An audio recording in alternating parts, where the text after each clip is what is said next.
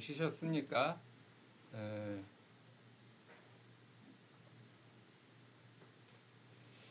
자, 다음 19절 내용으로 넘어가 보도록 하겠습니다. 19절 말씀, 주 야훼여 주께서 이것을 오히려 적게 여기시고 또 종의 집에 있을 먼 미래일까지도 말씀하셨나이다. 주 야훼여 이것이 사람의 법이니이다. 자, 다윗은 이미 1절에서 축복을 많이 받았어요. 이미 받았어요.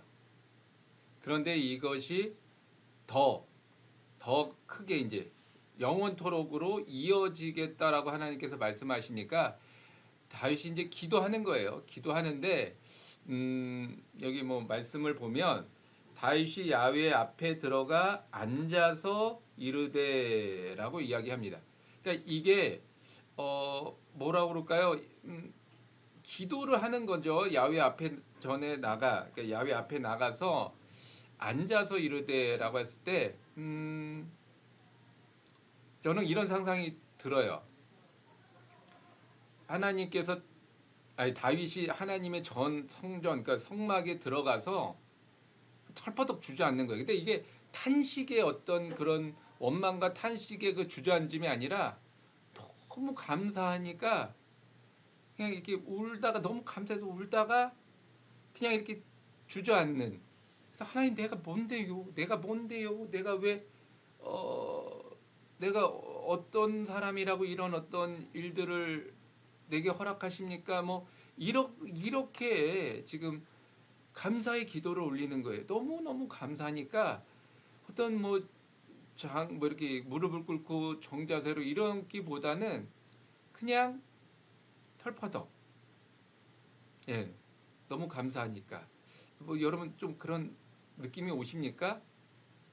참, 예. 저는 그런 마음이 조금이나마 오는 것 같습니다. 예. 자, 현재는 태평성대를 이루고 미래에는 자녀들에게 안정과 평안을 주시겠다는 하나님의 축복은 최고의 축복이 됩니다. 그래서 다윗은 하나님께서 베풀어 주신 은혜라고 고백하고 있는 것입니다. 공의와 사랑 사이에서 우리는 은혜를 구해야 합니다. 지난 시간에 있었던 말씀이죠. 우리 공의와 사랑 사이에 있는 존재예요. 근데 우리가 뭐 사랑으로 갈지 공의로 갈지는 우리들의 뜻대로 되는 게 아니라 하나님의 뜻대로 되는 것이기 때문에 은혜를 구해야 한다라는 거죠. 근데 지금 이 다윗이 받은 은혜는 공의와 사랑을 뛰어넘는 하나님의 축복의 은혜. 마치 이렇게 뭐랄까 줄다리기 이렇게 서로 땡기는 이런 수평적인 관계에 있다가 갑자기 확 올라가는 이 3차원적인 그렇게 축복의 은혜로 뛰어오르는 이런 것을 경험했기 때문에 다윗은 앞서 말씀드린 대로 주저앉아서 하나님 내가 뭔데요? 왜 나한테 이렇게 하시나요? 이렇게 너무 감사하고 너무 기쁨으로 하나님 앞에 나가고 있다라고 하는 것이죠. 자, 다음 볼게요. 하나님을 기쁘시게 하는 방법은 무엇입니까? 이 고민해 보는 거죠. 물론 이 다윗의 어떤 이야기를 통해서 우리가 다윗의 하나님의 마음을 기쁘시게 하는 사람이 되기를 원합니다. 하나님을 감동시키는 사람이 되기를 원합니다. 라고 말을 하는데 이 질문은 지금 내가 이게 주어예요. 지금 내가 하나님을 기쁘시게 하는 방법은 무엇입니까? 라고 하는 거죠. 그럼 뭐가 있을까요? 지금 내가 있는 자리에서 하나님을 기쁘시게 할 수 있는 방법은 무엇이 있을까? 한번 고민해 보시기 바라겠습니다. 그럼 각자마다 다 틀려요. 또 하나님 원하시는 것도 다르고요. 근데 내가 정말 하나님을 지금 이 순간에 기쁘시게 하는 방법은 무엇일까라고 생각하고 그것을 실천하시는 여러분들 되시길 바라겠습니다. 물론 저도 마찬가지고요. 자, 이번 질문이요. 우리가 생각하는 미래와 다윗이 고백하는 미래의 일의 차이점. 우리가 생각하는 미래와 다윗이 고백하는 미래의 그 차이점이 뭘까요? 우리가 생각하는 미래는 뭐예요? 승승장구. 내가 지금 어떤 일을 하고 있든지 이것이 성공하고 잘 되고 또 내가 어느 직장에 있으면 승진하고 뭐 올라가서 잘 되는 아주 잘 되는 그러니까 내가 생각하는 잘 되는. 근데 다윗이 고백한 미래의 일이라고 하는 것은, 미래의 축복이라고 하는 것은 하나님이 함께 하시고 지키시고 돌봐주시겠다라고 하는 거예요. 그러니까는 같은 것 같지만 다르다는 거죠. 자, 그러면 하나님께서 지금 다윗과 함께 하시고 지키셔요. 그러면 다윗이 압살롬에 의해서 도망 다니는 그런 어떤 신세가 되었을 때 하나님이 그럼 다윗을 버리신 건가요? 아니요. 그때도 함께 하셨어요. 도망자의 신세에서도 하나님께서는 함께 하셨어요. 솔로몬이 그럼 어떤 솔로몬이 그 처음에는 하나님 앞에 정말 신실한 왕으로서 섰죠. 근데 말년에 가면 갈수록 어떻게 됐어요? 하나님을 떠나고 멀리 이렇게 외면하는 사람이 되었죠. 그렇다고 하나님이 솔로몬을 외면하고 버리셨나요? 아니에요. 그때도 함께 하셨어요. 왜냐하면 하나님은 의인하고도 함께 하시지만 죄인하고도 함께 하시는 분이기 때문에 하나님은 함께 하신다는 거예요.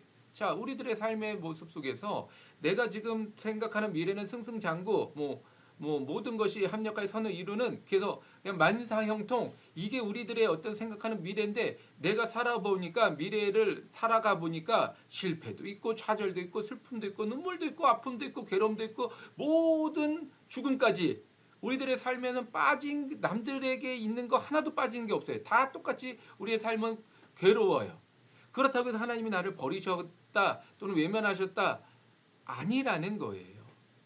우리 그런 생각을 버려야 된다라고 하는 겁니다. 이런 2차원적인 그 생각에서 벗어나야 된다라고 하는 거죠. 앞서서 우리의 생각을 내려놓으라고 말씀드린 것처럼 우리의 그런 편협된 시각과 생각을 내려놔야 하는 것입니다. 우리는 다윗의 축복을 부러워하면서 정작 다윗의 모습은 부담스러워합니다. 이것이 차이입니다. 그러니까 미래의 일만 봐도 지금 다르잖아요. 다윗과 우리의 생각이 다르잖아요. 그러니까 하나님을 기쁘시게 하는 그 방법의 생각도 다르다라고 하는 거예요. 그래서 축복이 다를 수밖에 없다라고 하는 것입니다. 이것이 차이라는 거예요. 자, 24절 말씀으로 또 넘어가 볼게요. 주께서 주의 백성 이스라엘을 세우사 영원히 주의 백성으로 삼으셨사오니 야훼여 주께서 그들의 하나님이 되셨나이다.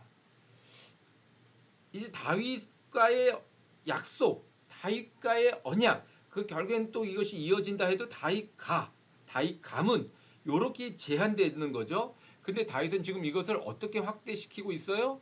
전체 이스라엘 민족으로 확대시키는 거예요. 이게 다르다라고 하는 겁니다. 이게 리더와 그냥 일반 사람들의 차이점이라고 하는 거예요.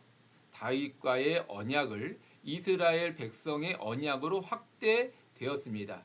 나에게서 시작되어 전체로 나아가야 합니다. 여러분, 우리가 은혜를 받았다라고 해서 내 것이 아니라는 것을 여러분 기억하시기 바라겠습니다. 내가 받은 은혜지만 이건 내 거 아니에요. 우리의 것이에요. 그래서 나눔이 필요한 거예요. 커뮤니티가 필요하고 또 교회라고 하는 모임이 필요하고 지구역이라고 하는 이런 그룹이 필요한 이유가 뭐냐면 내 것을 우리의 것으로 만들어야 한다라고 하는 책임감이 그 안에 있는 것입니다.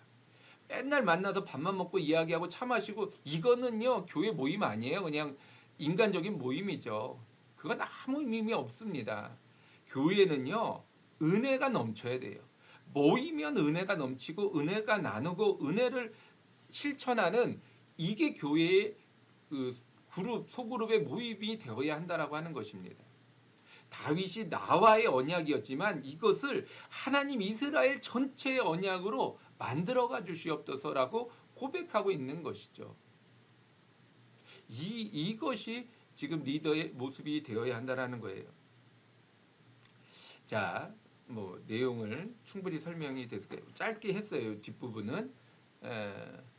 한번 또 질문 넘어가 볼게요. 나의 믿음의 지경은 어느 정도입니까? 그러니까 우리들의 믿음이 오히려 더 줄어드는 거예요. 나이가 들면 들수록. 앞서서 말씀드렸듯이 생각이 굳어지고 마음이 굳어지고 약간 고집도 세지고 그러면서 은혜는 내 거, 나에게만, 나만 그런 어떤 모습들로 우리가 나아갈 때가 많잖아요. 나만 이뻐해주고 나만 좋아해주고 나만 이렇게 사랑해주기를 원하는 이런 어떤 모습들은 이게 사실은 믿음의 사람들의 올바른 모습은 아니라는 거죠. 인간의 본연의 모습이라는 거예요. 믿음의 사람의 모습은 넓어져야 돼요. 자꾸 넓어져야 돼요. 어린아이의 신앙과 장성한 분량의 신앙이 넓어지는 거잖아요. 어린아이들은 놀이터에서만 놀지만 어른들은 더 넓은 세상에 나가서 많은 할 일을 하고 있는 것 아닙니까? 이게 차이점 아닙니까? 그 우리 믿음도 장성한 분량이 됐다면 넓어져야죠. 세계를 품어야죠. 우리나라를 품고 성교국, 성교 지역을 열방과 민족을 품어야죠. 근데 우리는 자꾸 무슨 블랙홀처럼 쪼그라들어 가지고 나만 이거는 잘못됐다는 겁니다. 그럼 믿음의 지경을 넓히시는 거를 지금이라도 이제라도 여러분 훈련하고 노력하고 자꾸 생각하셔야 됩니다. 내가 주어진 내 구역, 지역, 또 내 교회, 더 나가서 우리 사회, 우리 국가, 더 나가가지고 선교지까지 내가 품을 수 있어야 돼요.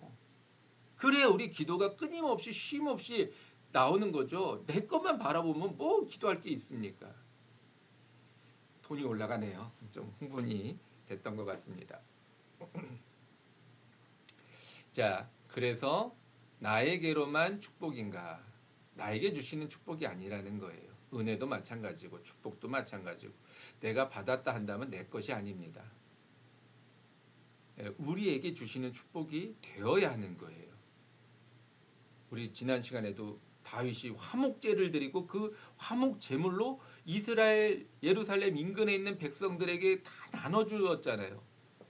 그러니까 다윗의 행동 하나하나를 한번 자세히 보세요. 그게 다윗의 축복으로 이어지는 거예요.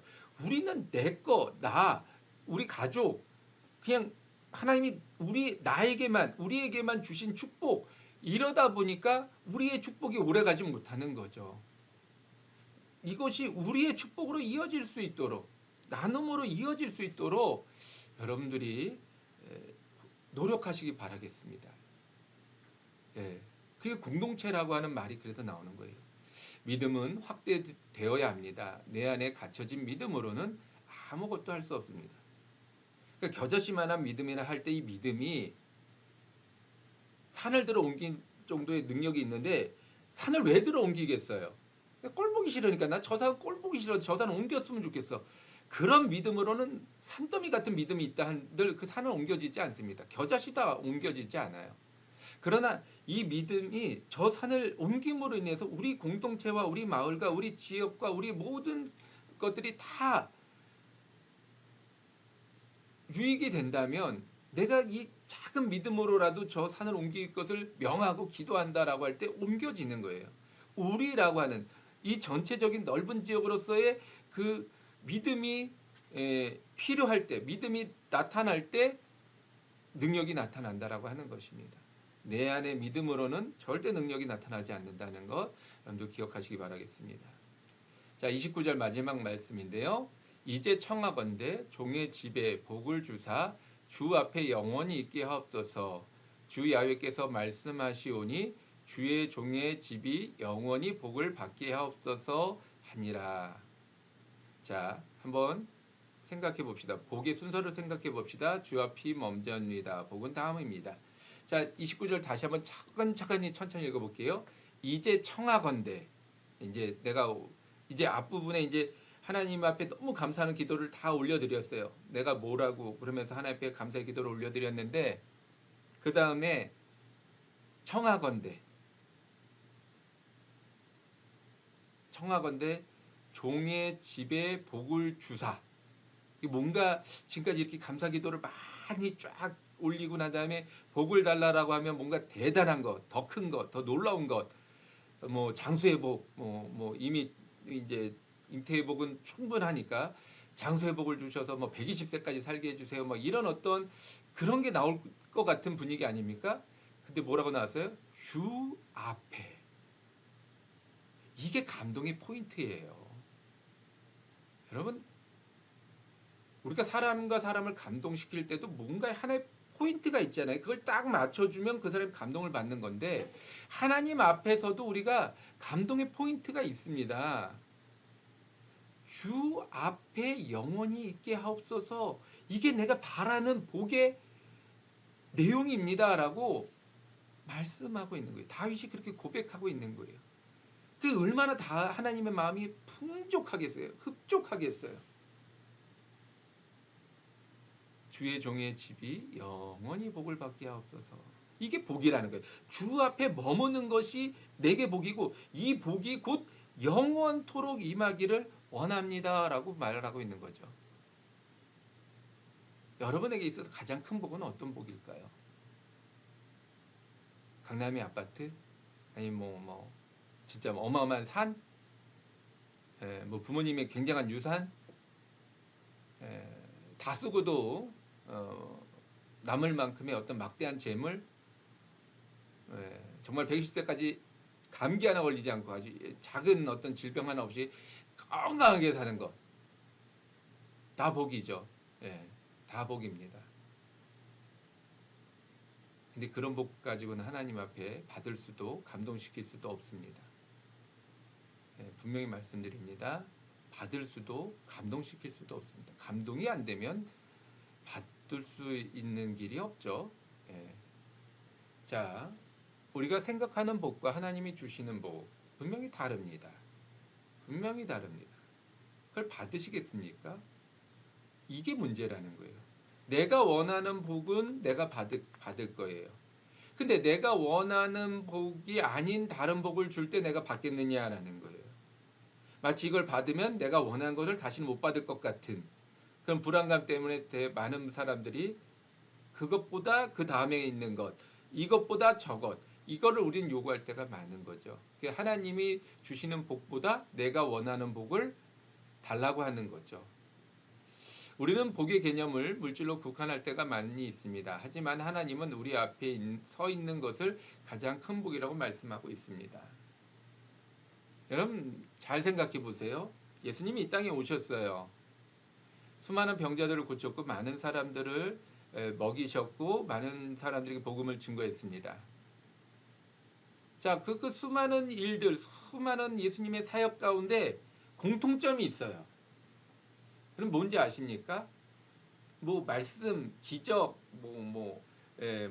치유, 그 다음에 무슨 용서, 뭐 구원, 뭐 다 예수님의 사역을 어떻게 뭐 다 일로 표현하겠습니까? 근데 그 많은 정말 많은 그 사역들 가운데 공통점이 있어요. 그게 뭐냐면 그 가운데 예수님이 계셨다라고 하는 거예요. 우리에게 가장 큰 복은 예수님 앞에, 내가 예수님 앞에 서 있는 것입니다. 내가 지금 예수님 앞에 서 있습니까? 그거에 답을 못한다면 우리는 복이 없는 사람이라고 말씀만 드릴 수 있는 거예요. 예수님이 앞에, 예수님이 내 앞에, 내가 예수님 앞에 서 있으면 병도 낫고요. 뭐 물질적인 축복도 받고요. 죽은 자도 다시 살아나고요. 뭐 어떠한 죄도 다 용서함 받고요. 뭐 우리가 바라는 것 그 이상 어떠한 것이든지 다 일어날 수 있습니다. 근데 예수님이 그 자리에 안 계시면 아무 일도 안 일어나요. 아니 일어날 수 있겠죠. 몇 가지 어떤 우연의 일치적으로 일어날 수 있겠죠. 그러나 그것은 우리를 절대 구원시키지 못한다라고 하는 것입니다. 구원은 예수님으로부터 시작되고 예수님에게 있습니다. 꼭 기억하시기 바라겠습니다. 자, 7장을 한번 결론을 내려볼게요. 다윗은 하나님의 성전을 짓고자 했습니다. 하지만 하나님은 성전에 거하시는 분이 아닙니다. 그래서 반대하셨습니다. 하지만 다윗의 그러한 바람이 하나님은 응답해 주셨습니다. 그리고 구하지 않은 복까지 더 더하여 주셨습니다.